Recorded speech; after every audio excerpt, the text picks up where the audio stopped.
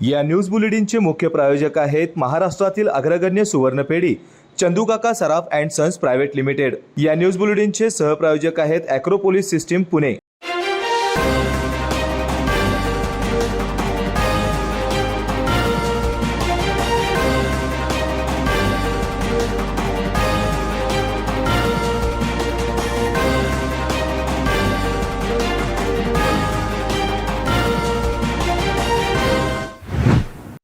आज 22 नोव्हेंबर हिराबाई पेडणेकर यांचा जन्मदिवस। हिराबाई पेडणेकर या पहिल्या स्त्री नाटककार, गायिका, संगीतकार होत्या। त्यांचा जन्म सावंतवाडीमध्ये संगीत नृत्याची जाण असणाऱ्या घराण्यामध्ये झाला होता। हिराबाईंनी लिहिलेल्या नाटकापैकी जयद्रवंत विडंबन व संगीत दामिनी या नाटकांचा विशेष बोलबाला झाला। स्त्री शिक्षणाविषयी हिराबाईंना विलक्षण कळकळ होती। हिराबाई पेडणेकर हा मराठी नाटकातला असा आविष्कार होता की जो काही काळच तेजाने तळपला व नंतर प्रसिद्धीच्या झोतापासून दूर गेला। नमस्कार, मी सुरेखा। तारा न्यूजमध्ये आपलं स्वागत। पाहूयात आज दिवसभरातील महत्त्वाच्या घडामोडी। मागील वर्षी तुटलेल्या ऊसाचे 400 रुपये आणि चालू हंगामात ऊसाला 3500 रुपये मिळावेत, यासाठी स्वाभिमानी शेतकरी संघटना आक्रमक झाली आहे। याबाबत सहकार मंत्री यांच्यासोबत आज तोडगा काढण्यासाठी घेतलेली बैठक निष्फळ ठरले। स्वाभिमानी संघटनेच्या वतीनं गेल्या 2 महिन्यापासून मागील वर्षी तुटलेल्या ऊसाचे 400 रुपये आणि चालू हंगामात ऊसाला 3500 रुपये मिळावेत, यासाठी आंदोलन सुरू आहे। याबाबत कोल्हापूर जिल्हाधिकारी कार्यालयात बैठक झाली, त्यावेळी देखील याबाबत कोणताही तोडगा निघाला नाही। सदर विषयाबाबत सहकार मंत्री दिलीप वळसे पाटील यांच्या अध्यक्षतेखाली आज मुंबई बैठक आयोजित करण्यात आली होती। या बैठकीत कोणीही माघार घ्यायला तयार नाहीत। यावर तोडगा काढण्यासाठी झालेली बैठक निष्फळ ठरली आहे। स्वाभिमानी संघटनेनं बैठक निष्फळ झाले म्हणून आंदोलन तीव्र करण्याचा इशारा दिला असून आता हायवेवर चक्काजाम करणार आहेत। या बैठकीत सहकार मंत्री दिलीप वळसे पाटील, कोल्हापूर जिल्ह्याचे पालकमंत्री हसन मुश्रीफ, स्वाभिमानी शेतकरी संघटनेचे नेते राजू शेट्टी, साखर आयुक्त अधिकारी उपस्थित होते। सहकार मंत्र्यांनी बैठक घेतली म्हणजे तोडगा निघेलच असं नाही। जोपर्यंत गेल्या वर्षी तुटलेल्या ऊसाला दुसरा हप्ता आपल्याला मिळत नाही तोपर्यंत कसल्याही परिस्थितीत माघार नाही। आणि म्हणून माझी सर्व ऊस उत्पादक शेतकऱ्यांना विनंती आहे की उद्याच्या 23 नोव्हेंबरचा पुणे बेंगलोर राष्ट्रीय महामार्ग रोखण्याचं जे आंदोलन आहे ते कसल्याही परिस्थितीत होणार आहे। जर आज सायंकाळपर्यंत कारखानदारांनी दुसरी उचल जाहीर केली नाही तर पूर्ण ताकदीनं हे आंदोलन आपल्याला करायचं आहे। स्वाभिमानी शेतकरी संघटनेच्या पदाधिकाऱ्यांना कदाचित आजच पोलीस ताब्यात घेतील। पदाधिकारी नसले तरीसुद्धा आपल्याला त्या ठिकाणी जायचं आहे। गावातला प्रमुख माणूस नसला तरीही जायचं आहे। कोल्हापूरच्या दिशेनं जाणारी वाहनं अडवण्याची शक्यता नाकारता येत नाही, तेव्हा पोलिसांना गुंगारात देऊन आपल्याला राष्ट्रीय महामार्गावर पोचायचं आहे। आणि प्रत्येक घरातला एक माणूस त्या ठिकाणी आला पाहिजे, कारण त्या ठिकाणी कामगार, ऊस तोडणी मजूर, भाडोत्री लोक आणून या आंदोलनाला विरोध असल्याचं दाखवलं जातंय। त्यासाठी लाखो रुपये खर्च होत आहे, पण आपण मात्र खिशातला पैसा खर्च करून हे आंदोलन चालवतोय। उद्या कसलंही महत्त्वाचं काम असलं तर बाजूला ठेवा आणि बरोबर 10 वाजेपर्यंत पंचगंगा पुलाजवळ दर्ग्याजवळ सगळ्यांनी जमायचं आहे आणि बेमुदत आपल्याला हा रस्ता रोको करायचा आहे। राज्यातील अरिष्ट संकटे दूर होऊन राज्यात सुजलाम सुफलाम होऊ देत। शेतकरी, कष्टकरी समाजासोबत बळीराजावरील सर्व संकटे दूर व्हावीत। प्रत्येकाच्या आयुष्यात सुख, समाधान, ऐश्वर्य लाभो अशी प्रार्थना करवीर निवासी श्री अंबाबाई चरणी केल्याचं मुख्यमंत्री एकनाथ शिंदे यांनी सांगितलं। मुख्यमंत्री एकनाथ शिंदे, खासदार डॉक्टर श्रीकांत शिंदे यांच्यासह शिंदे कुटुंब यांनी मंगळवारी अंबाबाईचे दर्शन घेतले। सायंकाळी कुटुंबासमवेत मुख्यमंत्री मंदिरात दाखल झाले। देवीचे दर्शन घेऊन प्रार्थना केली। देवस्थान समितीच्या वतीने अध्यक्ष तथा जिल्हाधिकारी राहुल रेखावर, सचिव सुशांत बनसोडे यांनी त्यांचे स्वागत केले। अर्ध्या तासाहून अधिक वेळ शिंदे कुटुंबीय मंदिरामध्ये होते। काही काळ दक्षिण दरवाजाकडून भाविकांना प्रवेश बंद करण्यात आला होता। तसेच या ठिकाणी मोठा पोलीस बंदोबस्त तैनात करण्यात आला होता। यावेळी खासदार धैर्यशील माने, खासदार संजय मंडलिक, राज्य नियोजन मंडळाचे कार्यकारी अध्यक्ष राजेश क्षीरसागर, आमदार प्रकाश आबिटकर, माजी आमदार चंद्रदीप नरके, जिल्हाधिकारी सुजित चव्हाण यांच्यासह शिवसेनेचे पदाधिकारी उपस्थित होते।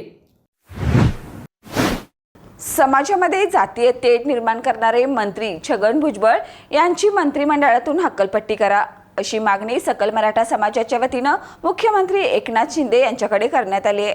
मुख्यमंत्री एकनाथ शिंदे यांची सकल मराठा समाजाच्या कार्यकर्त्यांनी कोल्हापूर विमानतळ येथे भेट घेतली।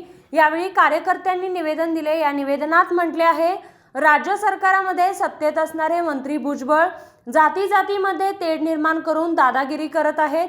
दोन समाजामध्ये तेढ निर्माण करण्याचा प्रयत्न करत आहेत। एखाद्या लहान व्यक्तीवर फौजदारी गुन्हा दाखल झाला तर त्या व्यक्तीला 600 कोटी रुपयांपेक्षा जास्त घोटाळा केल्याचा आरोप सक्त वसुली केला आहे। गुन्हेगारी प्रवृत्तीच्या भुजबळांची त्वरित हक्कलपट्टी करावी, अशी जोरदार मागणी सकल मराठा समाजाने केली। यावेळी कोल्हापूर शहराची हद्दवाढ व्हावी याबाबत दिलेला शब्द आपण पाळलेला नाही, यावर आपण तात्काळ विचार करावा, अशी मागणी दिलीप देसाई यांनी केली। यावेळी ॲडव्होकेट बाबा इंदुलकर, दिलीप देसाई, बाबा पाट, शुभम शिरहट्टी, अमरसिंह निंबाळकर, मोहन सुर्वे, सुनील कानूरकर उपस्थित होते। महापालिकेत काहींनी अडचणी निर्माण केल्या, पण कोल्हापूरकरांच्या नशिबात पाणी होतं, म्हणून ही काळमावाडी थेट पाईपलाईन योजना पूर्ण झाली, असं मत काँग्रेसचे जिल्हाध्यक्ष आमदार सतेज पाटील यांनी व्यक्त केले। थेट पाईपलाईन योजना पूर्णत्वासाठी योगदान देणाऱ्या सर्व मान्यवरांचा सर्वपक्षीय भव्य नागरी सत्कार व वचनपूर्ती लोकसोहळा ऐतिहासिक दसरा चौक येथे पार पडला। यावेळी ते बोलत होते। आमदार सतेज पाटील म्हणाले, अनेक अडचणी आला, हा प्रकल्प थांबला, काहींनी 8-9 वर्षात टीका केली, योजना झाली तरी बंटी पाटील जबाबदार आणि नाही झाली तरीही बंटी पाटीलच जबाबदार अशी टीका झाली, पण याचा मला आनंद आहे, कारण यामुळेच ही योजना पूर्ण झाली। महापालिका अधिकाऱ्यांनीही या कामी आम्हाला मदत केली। दिवाळीला भाऊ बहिणींना पाणी मिळावं ही आमची अपेक्षा होती आणि ते मिळालं, असं पाटील यावेळी म्हणाले। यावेळी बोलताना शाहू महाराज म्हणाले, अनेक अडथळे आले, पण मात करून बंटी पाटील यांनी ही योजना पूर्ण केली। त्यांचा राजकीय दृष्टिकोन कोणालाच कळत नाही, ते ठरवतात, ते करून दाखवतात, मग सांगतात। भविष्य काळात त्यांच्याकडून अजून अपेक्षा करू शकतो, त्यांना आपण साथ द्यावी, ते नक्की पूर्ण करतील। यावेळी छत्रपती शाहू महाराज, माजी मुख्यमंत्री पृथ्वीराज चव्हाण, आमदार राजूबाबा आवळे, आमदार PN पाटील, आमदार ऋतुराज पाटील, आमदार जयश्री जाधव, भारती पवार, विजय देवणे, RK पवार, VB पाटील आदी मान्यवर उपस्थित होते। शिरोळ येथे शेतकरी कृती समितीचे अध्यक्ष रामभाऊ तात्या डांगे यांच्या अध्यक्षतेखाली आज दुसऱ्या दिवशी सुद्धा ठिय्या आंदोलन सुरू आहे। ऊस कारखाने लवकरात लवकर चालू करावेत या मागणीने जोर धरला आहे। आंदोलनामध्ये शेतकऱ्यांचे नुकसान होत आहे, लवकरात लवकर तोडगा काढून ऊस कारखाने सुरू करावेत अशी मागणी कृती समितीचे अध्यक्ष रामभाऊ डांगे यांनी केली आहे।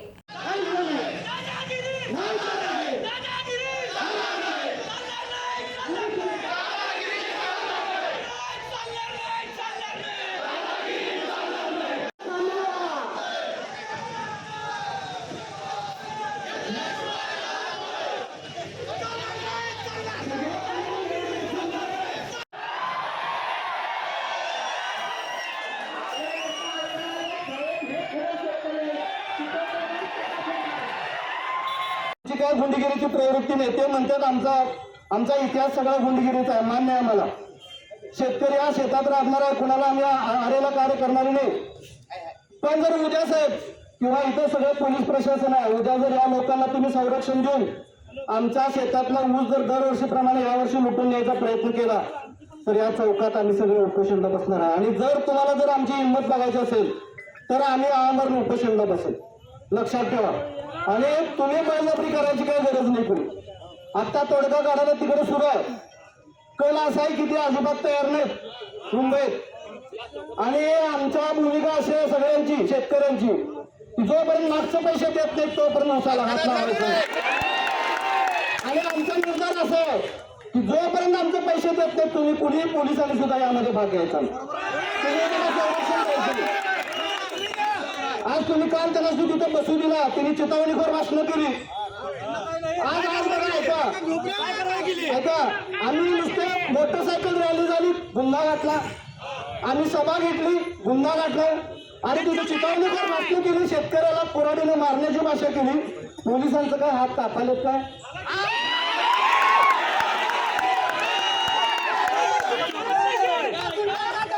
हा, आम्ही काय म्हणतो, आम्ही मागणी करायच्या ऐवजी कायदा सुव्यवस्थेचं तुम्हाला सगळ्यांना ज्ञान आहे. आम्हाला तुम्ही नोटिसा काढताय रात्री, मग त्यांना साधा गुन्हा घालून तुम्ही काय ठेवत नाही? पण तरी सुद्धा आमच्यातला कोणी शेतकरी कधीही कायदा सुव्यवस्था बिघडवणार नाही, कायदा हातात घेणार नाही. आमचं मान्य आहे तुम्हाला, आमच्यावर तुम्ही दादागिरी करणार, तुम्ही मोठे आहे, भांडवलदार आहे, तुमच्याकडे सगळी व्यवस्था आहे, सरकार तुमच्या मागे आहे, आम्हाला मान्य आहे. पण आमच्याकडे आमचा ऊस आहे आणि त्या ऊस मागच्या पैसे दिल्याशिवाय अजिबात हात लावू देणार नाही. त्या काळातलं आमचं नेतृत्व शरद जोशींनी मान्य केली. मी आज खेदानं म्हणतो साहेब, 1991 सालापर्यंत एकही आत्महत्या या देशात घडली नव्हती शेतकऱ्याची. तुमची मुक्त अर्थव्यवस्था आली, डंकेल करार आला आणि 95ला केरळमध्ये पहिली शेतकऱ्याची आत्महत्या झाली. साहेब, आम्ही आई वडिलाच्या संचितावर जगा लागलो. आमची कर्तबगारी शून्यच आहे. काय मिळवलं ते माझ्या आई बाबा मिळवलं 1990 2000 सालाच्या आधी. आम्ही मिळवलं नाही. तो त्राग आहे आमचा आणि त्या त्राग्यात हे आलंय. आणि हे काय, आम्ही शांततेच्या मार्गाने जाणार, शांततेच्या मार्गाने आंदोलन करणार. आम्ही शिवछत्रपतींची शपथ घेऊन सांगतोय तुम्हाला. आज हा ऐतिहासिक तक्ता पुण्य सांगतोय साहेब. आमच्या तोंडातनं एकही अवाक्षर त्यांच्या बाबतीत निघणार नाही. काय नाही, त्यांनी खाल्लेल्या मिठाला जागा लागल्या, आम्ही काळ्या आईच्या इमानासाठी जागा लागल्या. फरक मोठा आहे त्यांच्यात आमच्यात. हा फरक नीतिमत्तेचा आहे आणि ती नीतिमत्ताच आम्हाला तारणार आहे. एवढंच सांगतो साहेब. तालुक्यात बाउन्सर आणण्यापर्यंत कारखानदारांची मदत घेतली. उद्या कदाचित तुम्ही रानात बांधावर बसणार आणि तुमचा ऊस हे चोरून नेणार दादागिरी करून. अशी स्थिती होऊन द्यायची नसेल तर ही मित्रांनो आपल्याला लढाई करायची आहे. आणि हे करत असताना हा सगळेजण आपण शिवाजी तख्तापर्यंत जमलेलो आहे. मित्रांनो, मगाशी पोलीस प्रशासनाकडं आणि प्रशासनाकडं एक निरोप आलाय.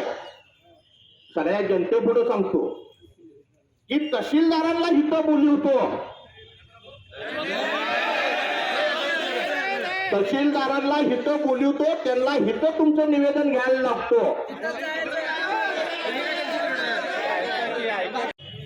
काय व्यथा आहेत, काय दुखणं आहे साहेब. आज्यानं बांधलेल्या घरात राहतोय, अजून कौलं बदलली नाही 80 वर्षात. आणि माझ्या पुढं या कारखानदारांच्या बगलबच्च्यांचे 3-3 मजले बंगले झालेले बघितले. मग सत्याला न्याय ह्या देशात हाय काय नाही साहेब. आयुष्यात 30 वर्ष आंदोलनं केली. आयुष्यात 30 वर्ष आहे ते आंदोलक आहेत यात साहेब. गेले 4 वर्ष कशात नव्हतो साहेब, शेती पिकवत होतो. पण माझ्या जर न्याय हक्काच्या घामाच्या माझ्या पिकाला जर भाव देता येत नसेल आणि त्याचा भाव दुसरा ठरवत असेल तर माझ्या जगण्याला सुद्धा अधिकार नाही.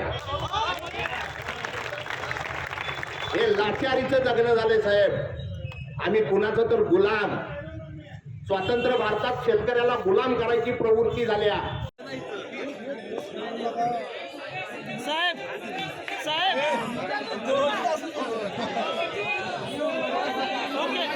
तरी तुमचा जमाव बेकायदेशीर आहे. तुम्ही बेकायदेशीर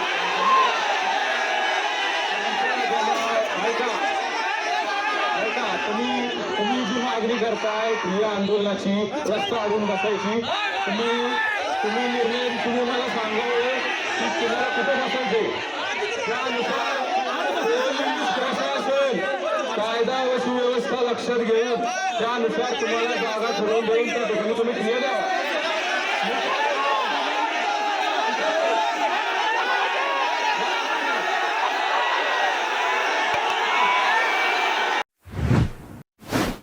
वेळ झाल्या छोट्याशा ब्रेकची. कुठेही जाऊ नका, पाहत रहा तारा न्यूज. या न्यूज बुलेटिनचे मुख्य प्रायोजक आहेत महाराष्ट्रातील अग्रगण्य सुवर्णपेढी चंदूकाका सराफ अँड सन्स प्रायव्हेट लिमिटेड. या न्यूज बुलेटिनचे सहप्रायोजक आहेत ॲक्रोपोलिस सिस्टीम पुणे. ब्रेक नंतर पुन्हा एकदा आपलं स्वागत. एसी भारत सरकार आणि गार्गिस DID यांच्या वतीनं कला क्रीडा सामाजिक क्षेत्रात उल्लेखनीय कार्य करणाऱ्या 15 मान्यवरांना एसी भारत सरकार राष्ट्रीय पुरस्कारांनी सन्मानित करण्यात आले. एसी भारत सरकार आणि गार्गिस DID फाउंडेशन यांच्या संयुक्त विद्यमाने राष्ट्रीय पुरस्कार सोहळा 19 नोव्हेंबर 2023 रोजी कोल्हापूर येथील हॉटेल रेडियट येथे कला क्रीडा सामाजिक क्षेत्रात उल्लेखनीय कार्य करणाऱ्या 15 मान्यवरांना एसी भारत सरकार राष्ट्रीय पुरस्काराने सन्मानित करण्यात आलं. या कार्यक्रमाचे आयोजन गार्गिस DID फाउंडेशनचे संस्थापक अध्यक्ष डॉक्टर मॅडी तमगावकर यांनी केले होते. तर या कार्यक्रमाचे निवेदन RJ स्वप्नील पन्हाळकर यांनी केले. कळंबा कारागृहाचे उपअधीक्षक रावसाहेब आडे यांनी कार्यक्रमात पुरस्कर्त्यांना मार्गदर्शन व शुभेच्छा दिल्या. तसेच प्रमुख पाहुण्यांचे आभार डॉक्टर मॅडी तामगावकर यांनी मानले. त्यावेळी ते असेही म्हणाले की येत्या काळात एसी भारत सरकार यांच्या अंतर्गत संपूर्ण महाराष्ट्रभर विविध उपक्रम राबविण्यात येणार आहेत. यावेळी या कार्यक्रमात मध्यवर्ती कारागृहाचे उपाधीक्षक रावसाहेब आडे, एसी भारत सरकार पश्चिम Maharashtra officer Vinayak Gaikwad, Maharashtra Kolhapur division officer doctor Maddy Tamgaonkar, प्राध्यापक डॉक्टर प्रतीक मुनंगेकर, शिवराज पाटील, शैलजा दनुंग हे उपस्थित होते. कोल्हापूर जिल्ह्यातील गडिंग्लज तालुक्यातील हडलगे गावात युगपुरुष छत्रपती शिवाजी महाराजांचा पुतळा बसवण्यात आला होता. हा पुतळा विनापरवाना असल्याचं कारण देत कोल्हापूर पोलीस दलाच्या वतीनं मंगळवारी रात्री हा पुतळा हटवण्यात आल्यानंतर संतप्त शिवसैनिकांनी गाव बंद करत प्रशासनाचा निषेध केलाय.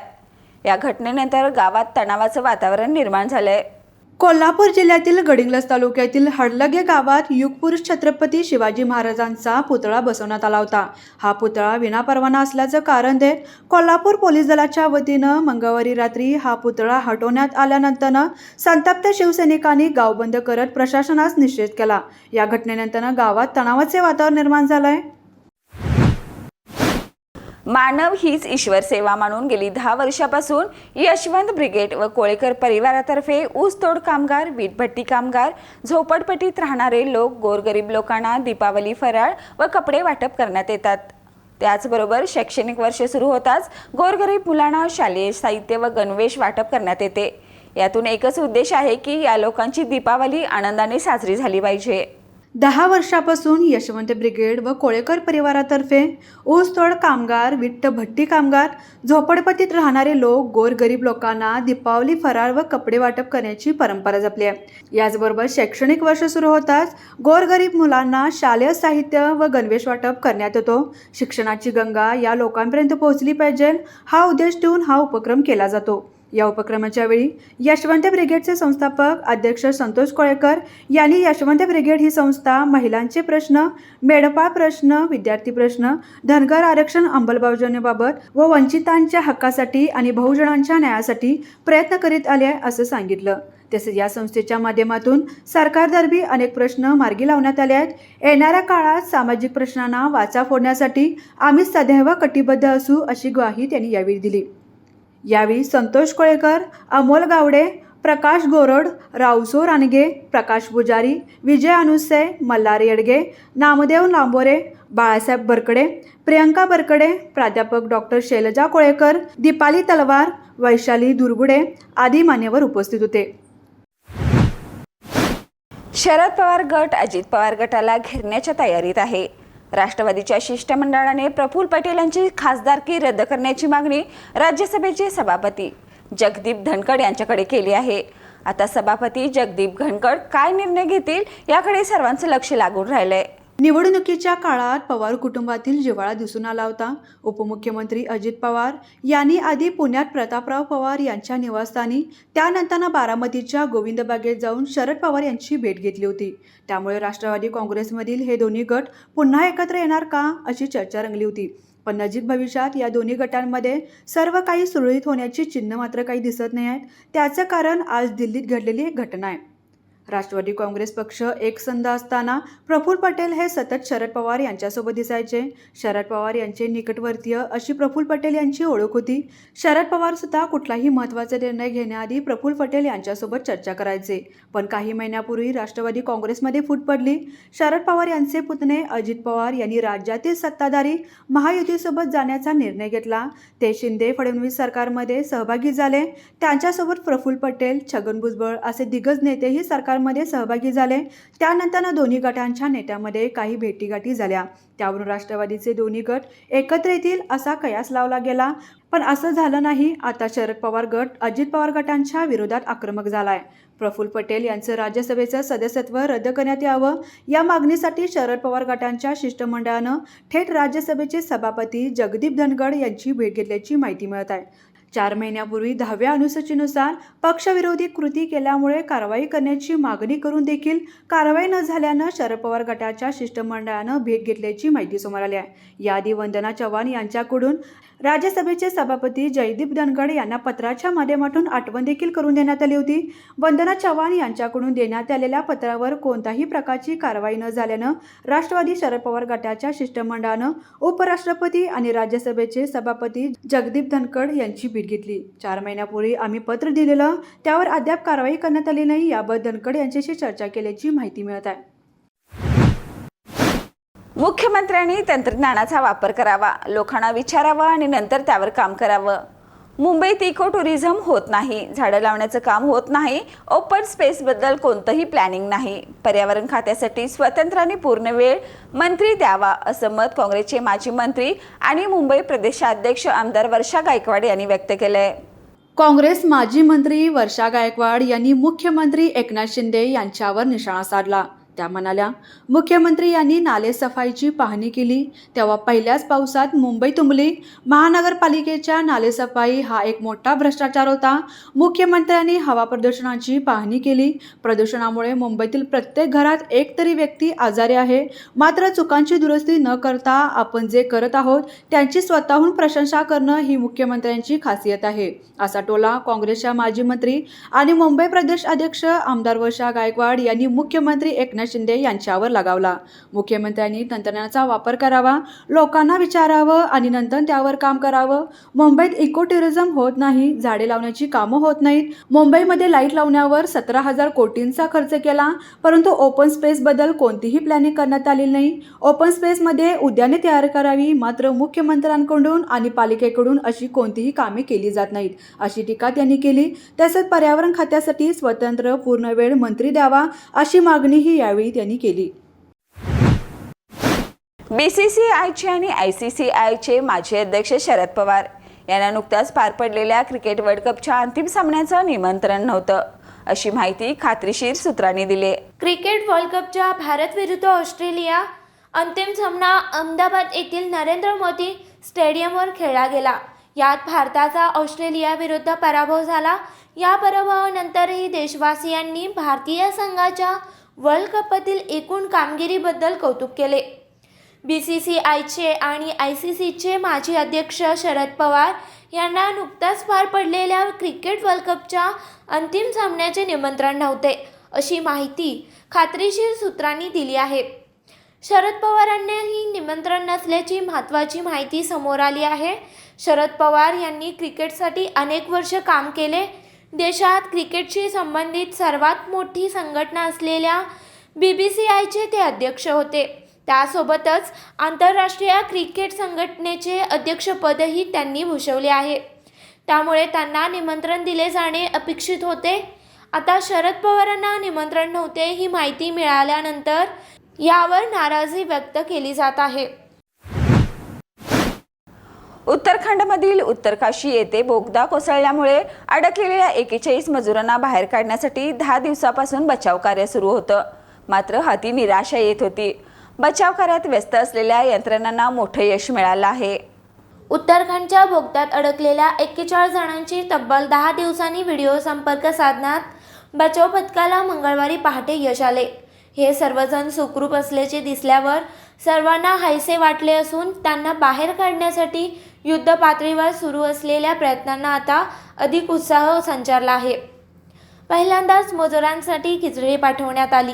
हे अन्न 6 इंच रुंद पाईपद्वारे बाटल्यांमध्ये भरून मजुरांना पाठवलं. याच दरम्यान बोगद्याच्या आतील व्हिडिओही पहिल्यांदाच समोर आला आहे. बोगद्यात मजूर कोणत्या परिस्थितीत राहत आहेत हे पाहता येईल. बचाव कार्यात सहभागी असलेल्या अधिकाऱ्यांनी वॉकी टॉकीद्वारे मजुरांशी संवादही साधला. बोगद्यातील कामगार आणि लोकांची स्थिती जाणून घेण्यासाठी पाईपद्वारे बोगद्यात कॅमेरा पाठवण्यात आला आहे. यामध्ये बोगद्याच्या आतील परिस्थिती टिपण्यात आली आहे. अधिकाऱ्यांनी वॉकी टॉकीच्या माध्यमातून मजुरांशी संवाद साधला.